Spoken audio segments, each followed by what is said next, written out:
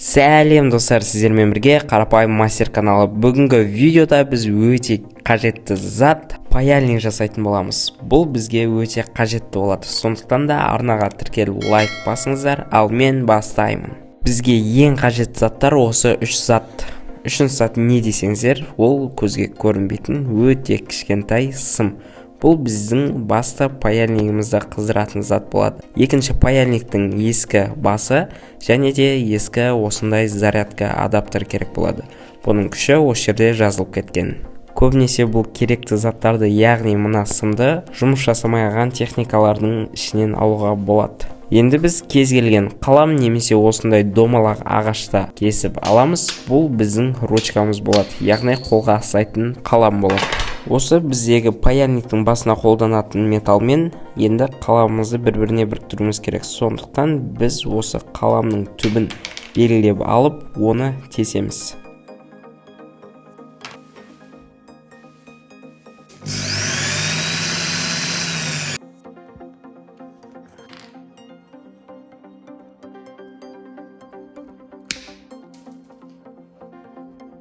Кесіп алған ағашымыздың басын наждак арқылы, қатты қағаз арқылы текстеп аламыз. Сосын осындай желіммен біз паяльниктің басын кигізетін боламыз. Бұған ыстық желім болмайды, себебі бұл темір өте қатты ыситын болады.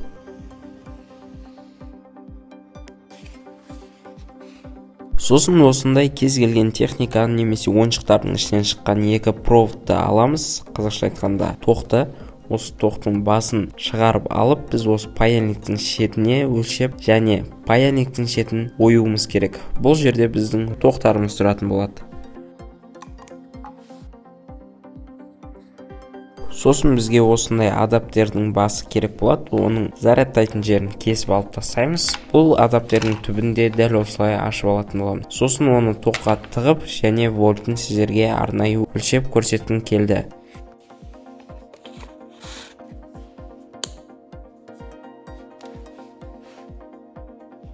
Ровно дәл айтқанда 21,8 вольт шықты. Бұл бізге жеткілікті.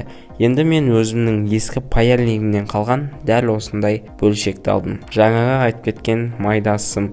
Бұл сымды осындай өлшемде бір-біріне жалғайтын болсақ, күйіп кетті. Демек, ұзындығын ұзартып жалғау керек. Сонда да мен кішкене ұзартып жалғадым. Бізде дәл осылай тоғымыз қатты күйіп кетпеді, бірақ қызыл болып жанып тұр. Тағы да кішкене ұзартып жасайтын болсақ, бұл тоқтың жылуы дұрыс болады. Бізге осындай тоқтардың сыртына қапталатын материал керек болады. Бұл қағаз сияқты, бір жағынан мата сияқты. Осыны біз теміріміздің сыртына орап шығатын боламыз және жез арқылы оны бекітіп қоятын боламыз.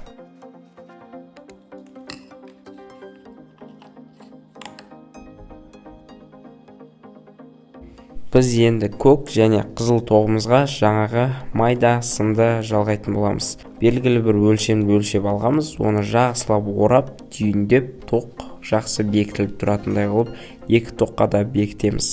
Белгілі бір өлшемде. Сосын бұл тоқтардың сыртына да жаңағы тоқтың сыртына қаптайтын материалды кигізіп жіберетін боламыз. Бұл міндетті түрде.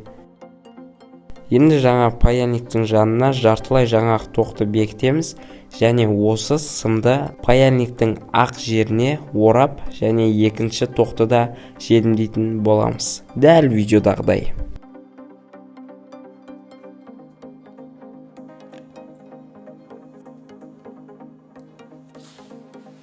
Бізде дәл осындай конструкция пайда болуы керек. Сосын біз оны түгелдей жасап бітпестен алдын бір тексеріп аламыз. Менде сәтті болды, себебі паяльниктің басы өте керемет қызды.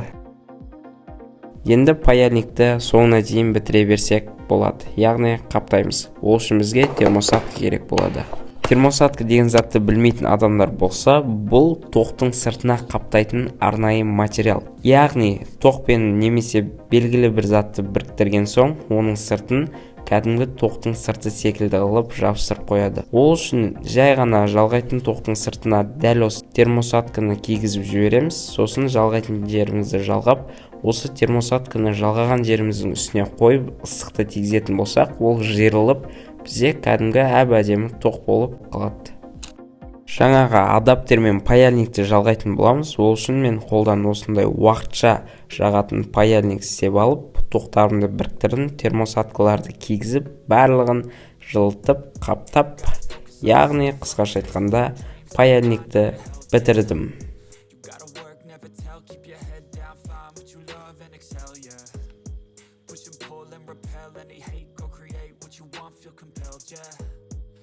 Ал достар, бізде осындай өте керемет ыңғайлы паяльник дайын болды. Бұл өте керемет жұмыс жасайды, өзімнің көңілімнен шықты.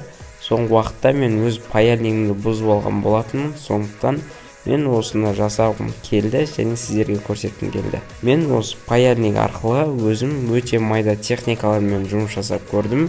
Менің көңілімнен шықты. Енді сіздерге қарапайым ғана кәдімгі моторға тоқты жалғап және жай ғана екі проводты бір-біріне жалғап көрсететін боламын. Ал сіздердің жұмыстарыңыз тек арнаға тіркеліп, лайк басып және осы жасаған жұмысымды бағалап кетсеңіздер болғаны. Паяльникпен жұмыс жасайтын кезде бізге арнайы кислота керек болады, сосын пайка, яғни паяльниктің сымы керек болады. Ол біздің тоқтарымыздың беріктігін қадағалайтын сұйықтық болып кетеді ысқа тиген кезде. Және бұл жерде сіздер паяльниктің қаншалықты жақсы жұмыс жасайтынын көре аласыздар.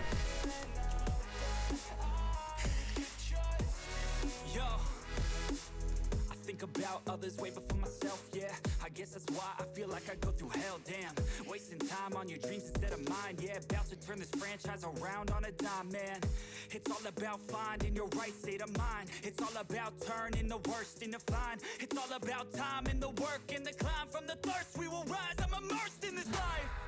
Don't let somebody take your time and your worth. Just focus on yourself first. Don't let somebody take your time and your worth. Just focus on yourself first. Don't let somebody take your time and your worth. Just focus on yourself first.